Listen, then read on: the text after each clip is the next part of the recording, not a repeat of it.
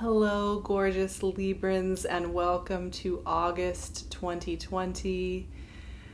I'm coming to understand this month as a month where the fog of all the shifts, of all the intensity lifts, and we get a chance to look around at our new surroundings. And Librans, actually for you, that note came in really strong.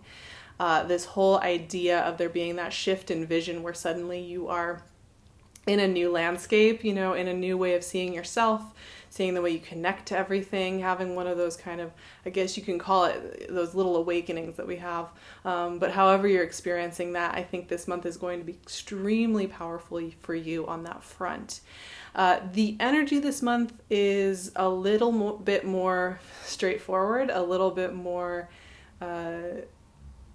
classic, kind of simple. We're not having eclipses, we're not having inner planet retrogrades, we're not having big shifts around with Saturn or Jupiter or anything like that. And so it gives us a chance to catch our breath and catch up with ourselves. Now, two things that are happening. There are a couple of slowdowns.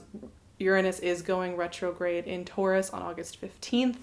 And that is that 8th house energy for you all of transformation, but it gives you a chance to take a breath from whatever you've been learning from Uranus over the last several months. We also have Mars starting to slow down, going into pre-shadow before his big retrograde that starts in September. And that's also a breath, right? It's giving us a breath, and we will slowly be working with incorporating and healing with Mars for the rest of 2020. And if you're interested in joining me, we are going to be doing a deep dive on Mars and Martian energy over there on my Patreon. So I would love to see you there if you are interested in getting a little bit deeper into the wisdom and get some support over the next few months. This last part of 2020 is powerful. But with you all, the energy is generally supportive here. And even the Mars slowdown, this is a time to give you a chance to integrate, deepen relationships, connect more deeply, understand yourself, and feel more of that connective tissue of life. In fact, the message that came through for August for Librans was that this is a time of heart opening, deeper connection in friendship, in your creative voice, and in your love relationships. Connectivity is huge for you here this month. So Librans, I feel you're getting that chance to be in that modality that's a part of your makeup, of that connectivity, of that desire for deep connectivity, for meaningful connectivity, and not just superficial connectivity.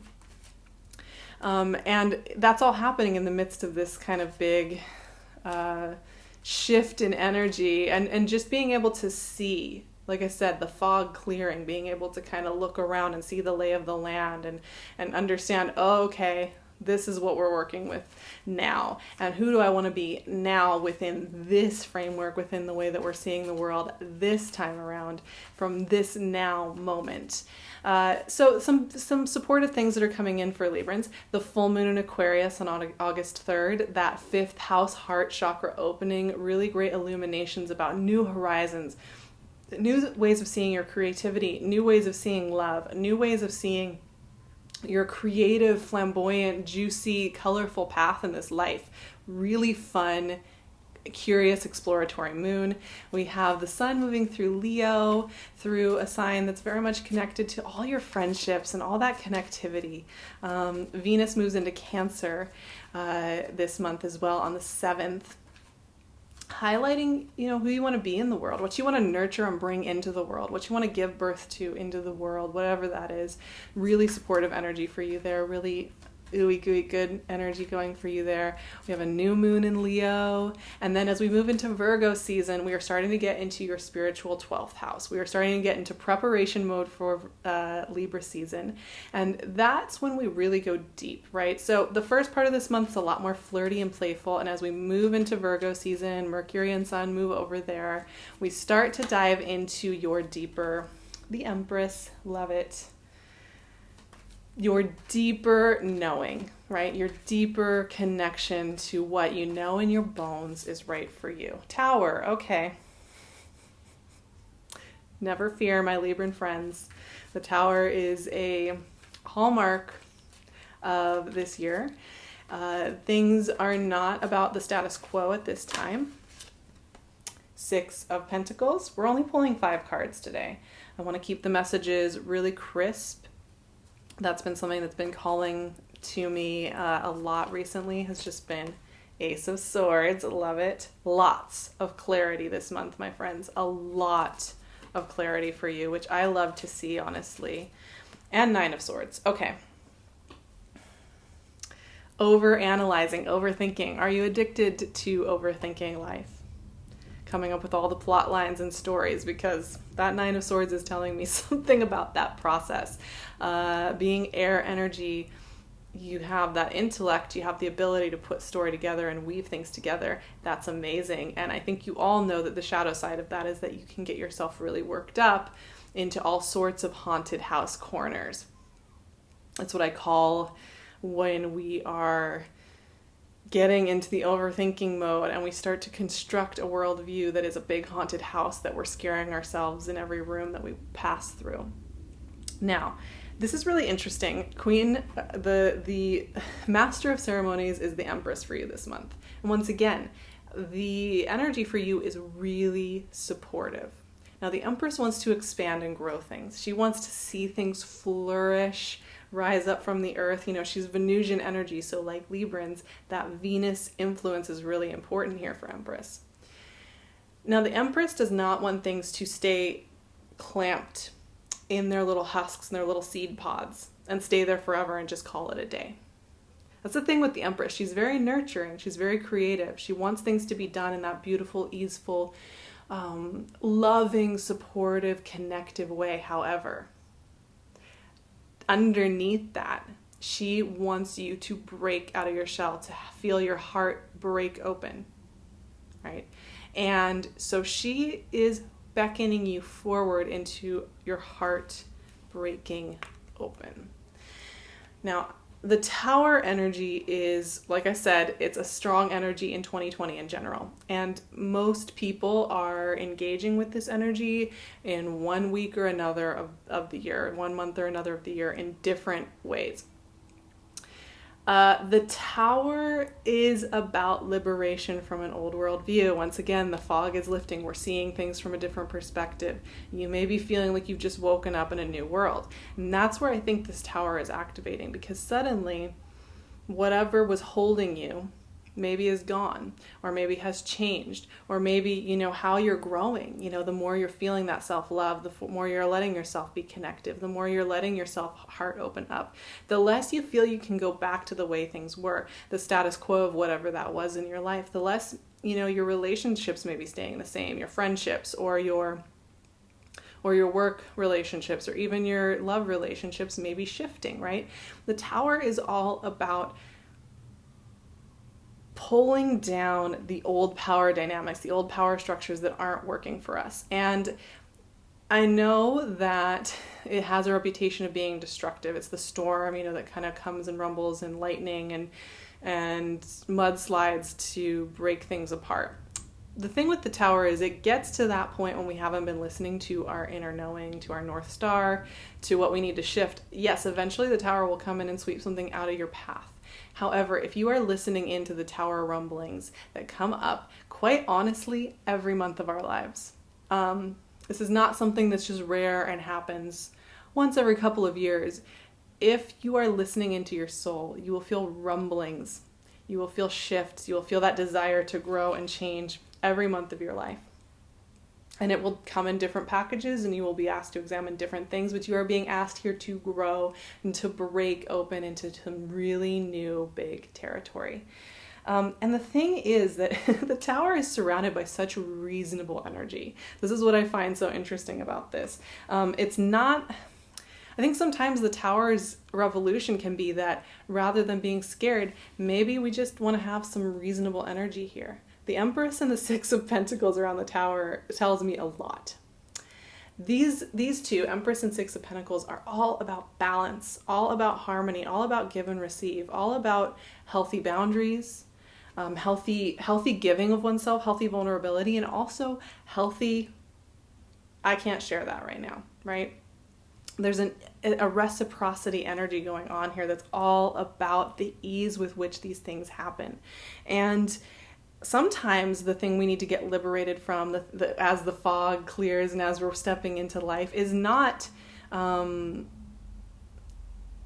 like the safety and the confines and the predictable. Sometimes we need to be liberated from the drama. Sometimes we need to be liberated from the scary haunted house and the pain. And interestingly enough, we can have tower moments that actually bring us back to a bigger sense of peace and a bigger sense of like, I've been liberated from something. The lightning struck out this idea of the haunted house, and I actually see that as what's going on here. And I think we resist that idea of that being possible because we think that we have to be experiencing evolution in our mind as something painful, damaging, hard, harsh, awful, when it can really just be an illumination of something that we need to remember about ourselves.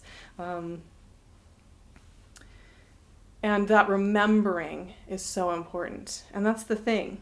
There's an open door here for you this month. There's a very specific open door here for you this month, whatever that may be.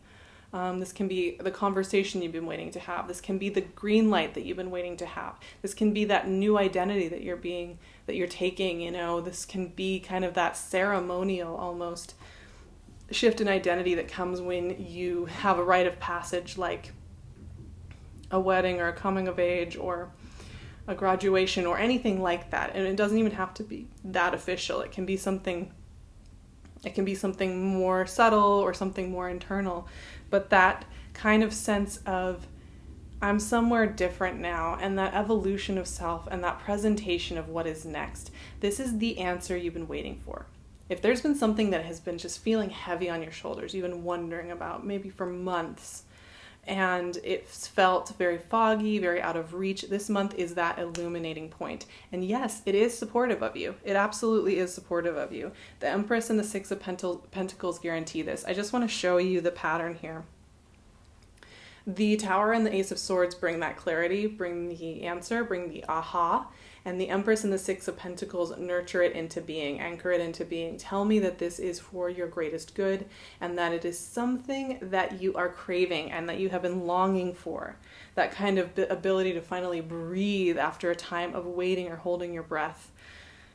Now, Nine of Swords is here, and this is a very specific call. If the Nine of Swords ever shows up in a reading for me, there's a very specific reason why it's here, and it is a reminder. And the reminder is this. During the month, you may feel like you can't trust yourself and you can't trust the process, and you will feel very tempted to torture yourself, come up with thoughts, stay up at night and rack your brain for how things could happen, and worry about this Ace of Swords, this outcome, or this desire for knowledge, or for whatever it may be. And it's okay. It may come up. You may overthink. You may paint a haunted house in your mind. That's okay. That'll happen. Just remember that's an illusion. Remember that it's a place you visit. It is not who you are. And it's also an invitation, if you are feeling like overwhelmed with looking around at this new vista, this new landscape, and figuring out how it all works. It's normal to feel overwhelmed by it. It's normal to feel like it's the first day of first grade and you're trying to make friends and figure out how to turn in homework, turn in your worksheet, whatever, it's fine to be there. It doesn't necessarily make it a negative experience, but sometimes I think our fear of not stepping up, not being enough, can get in the way of us actually experiencing new beginnings, because we experience it as something that we're failing at or something that we need to be excelling at already, when really what we're just meant to be doing is cracking our heart open to the boldness and the juiciness of life.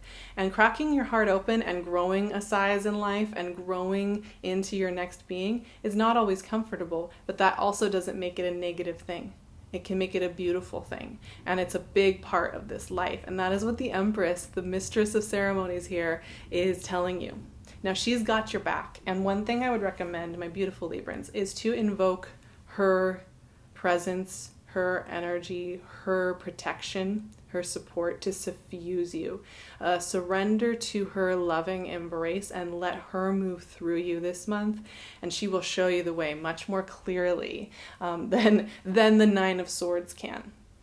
This is a very inferior energy to the Empress, and not to put I don't like to make a hierarchy of energies, because we visit all of them and they're all important, but Empress is the way to go. So keep her as your guiding light, because she is leading you towards a greater clarity, a greater understanding, and greater connectivity as you break open this month. Like I said, we are going to be going so deep on Mars retrograde over on Patreon, as well as all the other shifts that are coming up in the coming months. Thank you to those of you who are already with me. I appreciate you so much. You have no idea how much it warms my heart. And thank you for sitting here with me today too. That warms my heart as much. Honestly, there's such beautiful community here. You can also find me on Instagram and on my website, so I'll leave all of my links right below here so you can find where to connect with me. You can also find PinkLune's gorgeous jewelry on her Etsy shop. I wear her jewelry every day, and it's a really great way to feel connected and in harmony. I hope you have a beautiful August, my friends. It's going to be an amazing month. Believe in that magic of August. And I will see you so soon for more moon magics and for the next set of readings.